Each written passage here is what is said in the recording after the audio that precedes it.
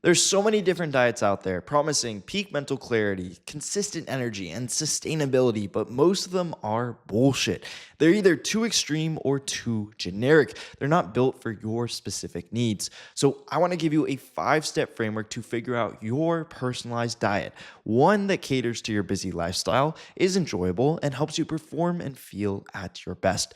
Now, before we get started, I want to quickly introduce myself. My name is Trevor, and I help entrepreneurs perform at their max potential without becoming a biohacker, so they have more energy, less stress, and more output in their business. All right, let's dive right in. The first step here is to determine your caloric and macro need. Now, we're going to calculate these numbers, but I do not want you to obsess over them down to the fucking macro or calorie. That is going to make this diet unenjoyable and unsustainable. And over time, when your metabolism gets better and you become healthier, you're not going to need to obsess over the exact amount of calories or exact amount of macros you eat. It's going to be more of an intuition basis, and you're just going to work in ranges. Now, first step is to determine your BMR. This is your base metabolic rate. This is how many calories you're burning by just being alive. The best way to do this is with a DEXA scan, but if you can't get a DEXA scan, you can use an online calculator. There's one called caloriescalculator.net. You can go to the BMR calculation, you put in your height, weight, and age, and you get a number. Step 2 is to determine your activity level. How many calories are you burning from your workouts and your steps? Now, this can just be an average. Let's say you work out for 30 minutes a day and you take 10,000 steps. You might burn 600 calories. Step 3 is to determine your goal. You're either cutting or maintaining. You're not bulking, because if you want to perform and feel at your best, you need to either be in a calorie deficit or just be maintaining your weight. And the final step is putting it all together. And what you do is you take your BMR plus your activity level, so that's the total amount of calories you're burning every day, those two combined, and then you subtract 500 or you subtract 0. If you're cutting, you subtract 500 calories and you'll lose about a pound of fat a week. If you are maintaining, then you don't subtract any calories and you just eat whatever amount of calories you're burning. Next is macros. For protein, you want to be getting 1 gram per pound of body weight. If you weigh 200 pounds, you should be eating 200 grams of protein. If that is too hard, you can bump it down to 0.8 grams per pound of body weight. The studies have shown that that is still sufficient amount of protein. I just do 1 gram because it's easy to remember. Next, we have your carbs and fats. Now, this is really going to depend on what feels best for you. Some people feel good on higher carb diets. Some people feel good on higher fat diets. Some people feel good when the carbs and fats are even. It depends on how your body responds. So I wouldn't stress too much about it. I just pick a carb number and then fill the remaining calories with fats and go with that and experiment over time. This number is probably going to change as you get healthier, as your metabolism heals. Okay, now I have some examples to make this clear. So let's say your BMR is 2,500 calories, your activity is 500 calories from weights or cardio, and your goal is cutting. Putting that into the equation, you would have 2,500 BMR plus 500 calories in activity, and then minus 500 because you're cutting. So your total daily calories would be 2,500. And with that, you'd lose about a pound of weight every single week. Next, we have the macro example. So for a 200-pound person eating 2,500 calories, their protein would be roughly 200 grams. That is 1 gram per pound of body weight, and this accounts for 32% of the calories. And then the rest you could just split evenly. So you'd eat 212 grams of carbs and 94 grams of fat. And over time, you'd experiment to see what macro ratio you feel best on. Step 2 is to determine your micronutrient needs. Your body requires over 40 essential nutrients that it cannot produce on its own. And if it doesn't get sufficient amounts of these micronutrients, your body is not going to function optimally. Okay, so to figure out your micronutrient need, we need to test. Blood tests are going to be the most accurate. And the reason being is a lot of different factors can affect your micronutrient absorption, like your genetics, the sourcing of the food. If you have some sort of gut disease, that can affect your absorption rate. So blood tests are important. But the thing with blood tests is you can't test every single micronutrient. So we actually have to use a different form of testing. And this is used by just tracking our diet. So I want you to track your diet for 3 days and enter it into an app called Chronometer. And it will spit back to you how many of the micronutrients you are getting in your diet. And this is an estimate, but it's a pretty good way to just see, is my diet really giving me the nutrients I need? Now, this is not going to be 100% accurate. Again, blood tests are going to be the most accurate, and also the bioavailability of foods. So how much of the nutrients in foods you can actually absorb is going to affect that chronometer number. So just know it's not the most accurate, but it will give us a good starting range. And that's all we're looking for. Okay, now you know which micronutrients you're deficient in. It's time to change your diet to fill those nutritional gaps. Let's say you are deficient in zinc, then you should eat oysters a couple times a week. Or maybe you're deficient in vitamin A, so you eat liver or take liver pills. After changing your diet, then you want to wait 90 days because it's going to take 4 to 12 weeks to actually see those diet changes reflected in your blood work. Then you get the blood test. You reanalyze your zinc deficiency. If you are still deficient in zinc, then you're going to supplement. We always want to start with the diet changes first, see if we change our diet, does that fill our nutritional gaps? If it doesn't, then we just supplement because there might be some sort of absorption issue going on there. You can also test with the chronometer, but again, blood test is going to be more accurate. Only use the chronometer if you can't test that specific micronutrient deficiency with a blood test. And there's also some common micronutrient deficiencies that you might just want to supplement with. This can be magnesium, vitamin K2, omega-3s, vitamin D. Those you generally want to supplement with even on top of your diet because you're probably not going to get enough through your diet alone. Next step is to make sure you're getting sufficient omega-3s, fiber, antioxidants, and probiotics. And I'm going to explain why we need each one of them, but a lot of people are usually deficient in them. So first we have omega-3s. These are anti-inflammatory for the body. They help fight stress. They also help improve our mood, focus, and mental clarity. And some of them are literally the building blocks for our brain. So it's really crucial we get them in. To get them in, you just need to eat a fatty fish twice a week or more. If you can do more, that would be amazing, like 4 times a week or daily. But I know for many of you, that's not going to be possible. So what you can also do is take a high quality fish oil supplement. You want this to be an EPA/DHA mix, and you want to take 2 grams daily. You want to make sure it's high quality because if it's not high quality, the fish oil can do more harm than good. So just keep that in mind. Next, we have fiber. And the main reason you want to eat fiber is to support your gut health. It's also great for keeping you full.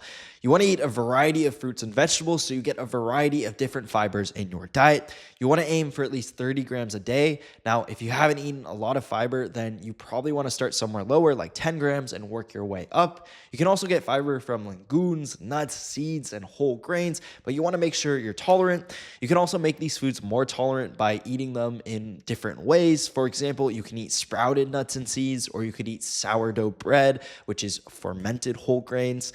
Try those and you might find to be more tolerant to these types of foods. Next, we have antioxidants, and these are similar to omega-3s. They help your body fight against stress.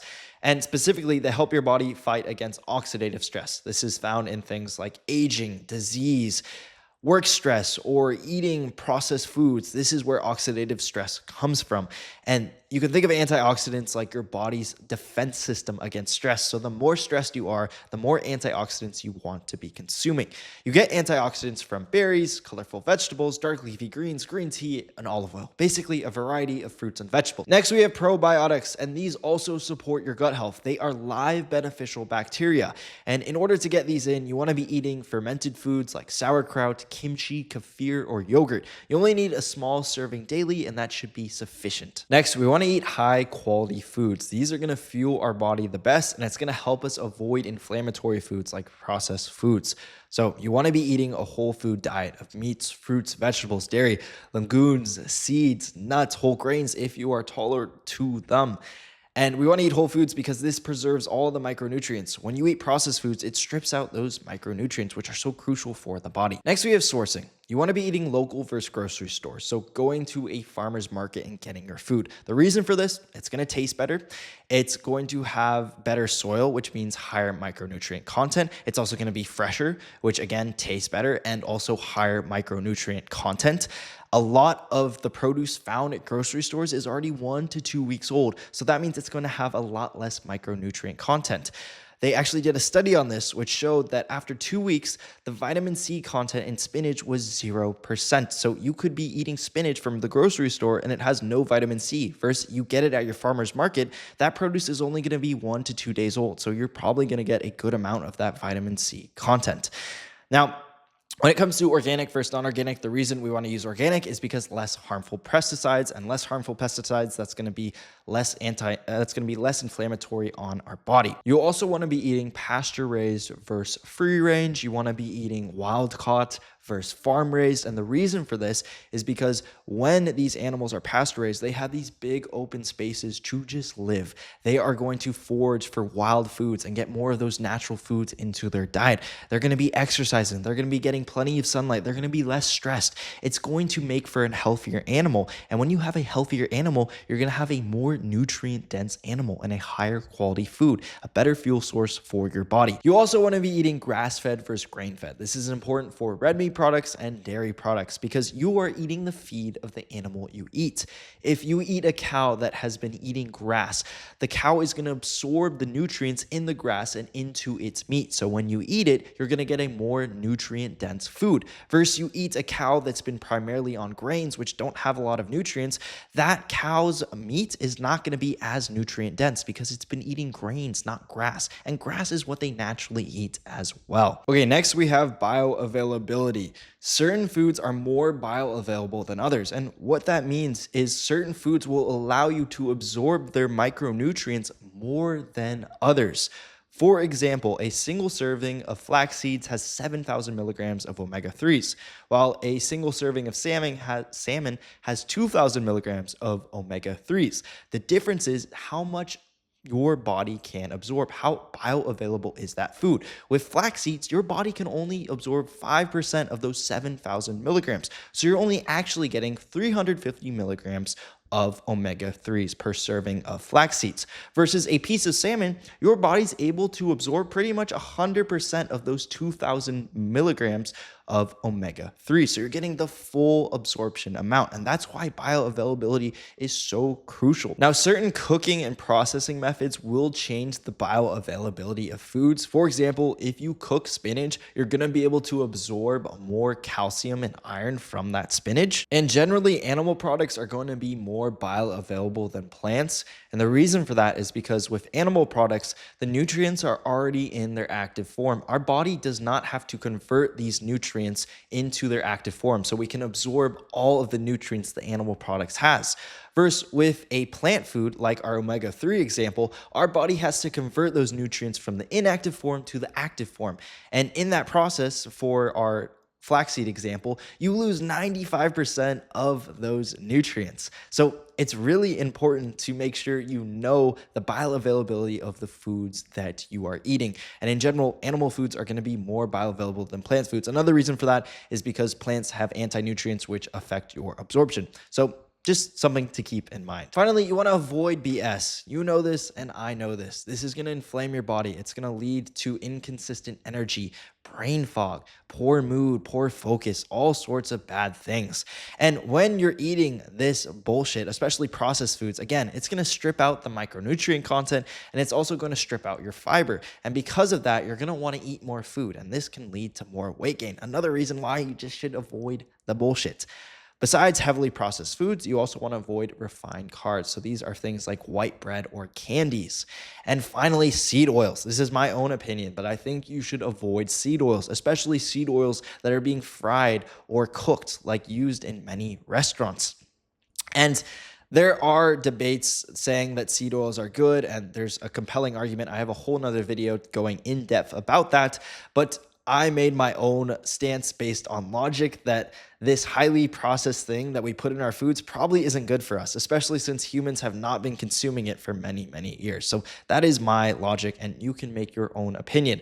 And I still have seed oils from time to time. I still eat processed foods from time to time. I still eat refined carbs. I'm not trying to be perfect. I'm just trying to be consistent. So don't beat yourself up if once in a while you do have seed oils. Like every weekend, I like to go out and eat at restaurants. Sometimes they have seed oils, sometimes they don't. I don't really care because I am consistent enough to the point where I'm not constantly eating them. Finally, step number 5, make your diet enjoyable and easy. If your diet is not enjoyable or easy, it's not going to be sustainable. How do you make it enjoyable? Include your favorite foods. If you love burgers or cookies, then eat healthy burgers or healthy cookies, or eat cookies and burgers from time to time. If you hate fucking spinach, don't eat spinach. Remove the foods you hate. I don't know why people spend the time eating foods they hate. It makes no sense.